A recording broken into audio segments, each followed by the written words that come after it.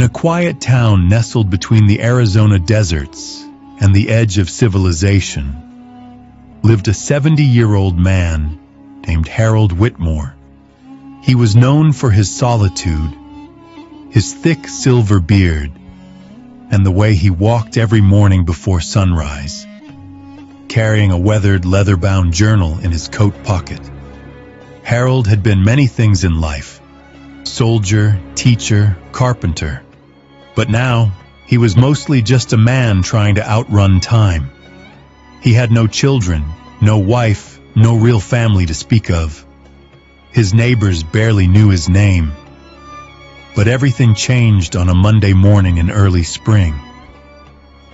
That day, Harold was taking his usual walk down the dusty trail behind the church when he heard something, a sound that didn't belong. Laughter, high-pitched, joyful. And then he saw her. A young girl, no older than 14, sat on the edge of the dried-up fountain. She had long, tangled hair the color of midnight, and her eyes sparkled with a kind of wonder Harold hadn't seen in years. She wore a faded green backpack and a pair of worn sneakers, alone, smiling at the birds. Harold hesitated. Then, clearing his throat, he said, "You lost, young lady?" The girl looked up, startled, then nodded slowly. "I think so. I'm waiting for someone, but I don't think they're coming back." Harold sat on the opposite side of the fountain, careful to keep distance. "What's your name?" "Emily," she said quietly. "Emily Grace." From that moment, something unexplainable began. Not a romance, not anything dark or twisted, but a connection that defied labels. Emily wasn't just a girl lost in town. She was running from something. Something deep. Something dangerous. And Harold, for reasons he couldn't explain, decided he wouldn't let the world chew her up and spit her out like it did him. He brought her a sandwich the next day, then a blanket, then a flashlight. Each day he'd come back, and each day she'd still be there.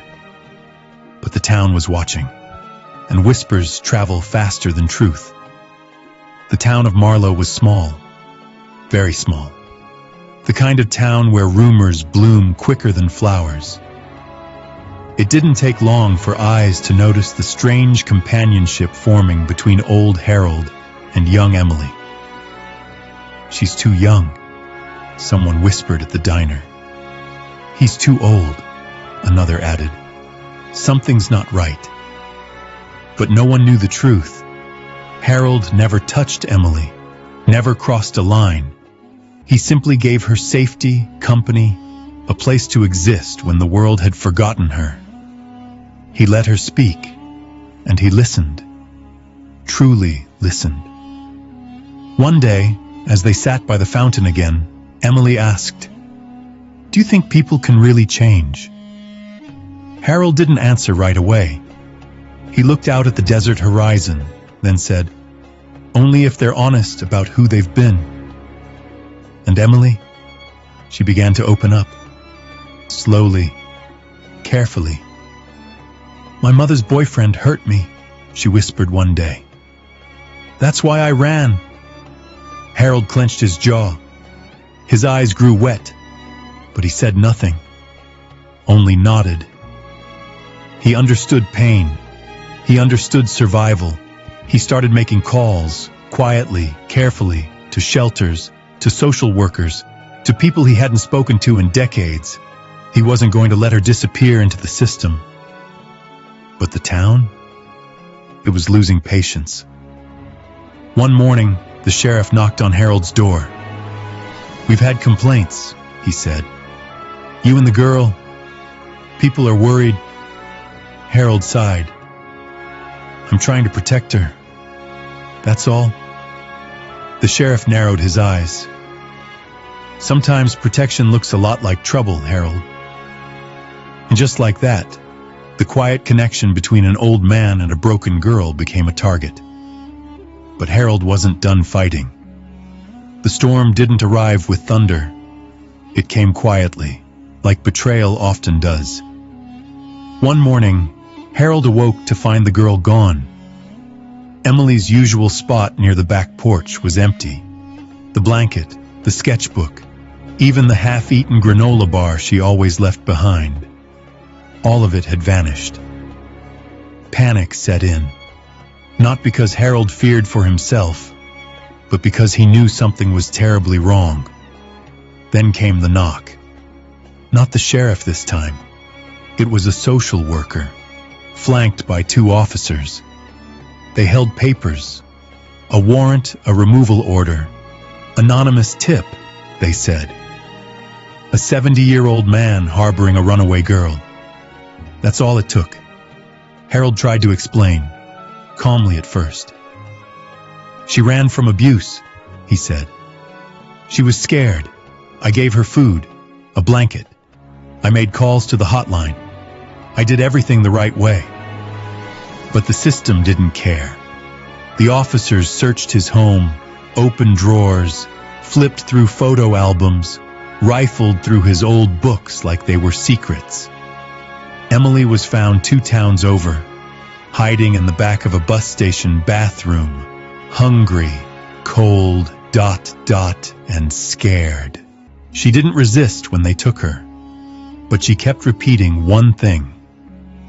Don't hurt Harold. Please, he saved me. The media took hold of the story. Old man hides teen girl for weeks. Twisted bond or secret hero? Harold Whitmore under investigation for harboring a minor? No one cared about context. The headlines were louder than the facts. Harold sat in the courtroom weeks later, dressed in the same suit he wore to his mother's funeral 30 years ago. His hands trembled, not from guilt, but from the weight of judgment. The prosecutor painted him as a manipulator, a lonely old man seeking control over a vulnerable child. But Emily, she testified. From the witness stand, her voice was quiet but unwavering. He never touched me, never hurt me. He gave me a sandwich and a place to sleep. He made me feel safe when no one else did. The courtroom was silent. I ran because my stepfather hit me. I begged my mom to listen. She didn't. I thought Harold might be the only person left in this world who didn't want something from me. Gasps. Murmurs. But even her words weren't enough to erase suspicion.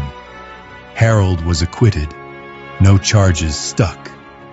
But he was left with something else. A reputation shredded, a town divided, and the kind of loneliness that doesn't just sit in your bones, but replaces them. He didn't care, because Emily was safe, and that's all that mattered. The verdict came down on a gray Tuesday morning. Not guilty. No criminal charges, no prison time, but innocence doesn't always buy redemption. Harold returned home to silence. The same porch swing creaked in the wind, but now the air felt different. Not just empty, but poisoned. Neighbors avoided eye contact. Children were pulled away when he walked by. Even the barista at the corner cafe, who once knew his order by heart, no longer met his gaze. But Harold didn't retreat. He fixed the fence. He watered the plants. He read books in the same chair by the window. And every morning, he wrote in his journal. Not about anger, not even about the trial. He wrote about Emily ... how she smiled when he gave her peanut butter sandwiches. How she traced the stars with her finger from the back porch. How she once said, "You're the first adult who's ever asked me what I want to be when I grow up." Months passed, then a year, then 2 dots. He received one letter, no return address, neatly written in blue ink. "Dear Harold, I'm living with a foster family now. They're good people. I'm back in school. I got a part in the school play. I think you'd laugh at how nervous I was. They said we might try therapy soon. I said yes, because I want to get better. Thank you for not turning away when the world did. Thank you for being the only safe place I ever had. I still have the sketchbook you gave me. I draw every day. Love. Emily. Harold folded the letter and placed it in his journal, between pages filled with stories he had written just for her. He never wrote back. He didn't want to interfere, but he smiled for the first time in a long time. The years rolled on. Harold aged like autumn, slower, quieter, but still golden in moments. When he passed away at the age of 77, the town barely noticed. A small obituary, no family to list, no funeral crowd. But at his grave, on a cool spring morning, a young woman arrived, 20 now, dressed in a soft blue cardigan, hair tied back, clutching a bouquet of wildflowers and an old sketchbook. She sat by the headstone that read, Harold Whitmore, soldier, teacher, protector of the lost. Emily placed her hand on the cold stone and whispered, I'm becoming who I wanted to be, because you believed I could. And somewhere, in the silence of the desert wind, the world felt, for just a moment, redeemed. Years slipped by like pages turning in a forgotten book. Yet the memory of Harold Whitmore refused to fade. Not for Emily, not for those whose lives quietly intersected with his, not for the forgotten corners of the town where once a man stood still against a storm of suspicion to protect a soul no one else had seen. After Harold's death, Emily made a decision. She didn't just want to move forward. She wanted to build something that lasted, something that honored the man who saved her without ever asking for anything in return. She took the small inheritance Harold left behind, just a modest trust fund he'd tucked away over the years, and his old journal, filled cover to cover with thoughts, advice, and lessons written in long, careful strokes. In those pages, Harold had mapped out a future he never got to see. But Emily would. She returned to Marlowe not with bitterness, but with purpose. On the very plot where Harold's aging cottage once stood, now too broken to repair, she built something new. The Whitmore house. It wasn't large, it wasn't fancy, but it was safe. A shelter, a creative space, and a counseling center, designed specifically for at-risk teens who had fallen through the cracks. Kids who had been neglected, abused, or simply forgotten. Each room was filled with light, warmth, and Harold's values etched into every wall. Above the front entrance, engraved in bronze, were his words, "Protection isn't about power, it's about presence." Emily became a counselor, then a licensed therapist. Her sketchbook never left her side. It was her badge, her proof, her beginning, and she taught the children who came through Whitmore House that healing wasn't a straight line. It curved, it dipped, it took time, but it was always possible. Local authorities, once skeptical of Harold, eventually acknowledged their mistake, quietly, ashamed. But they donated books to the center. They sent volunteers, and little by little, the town healed too.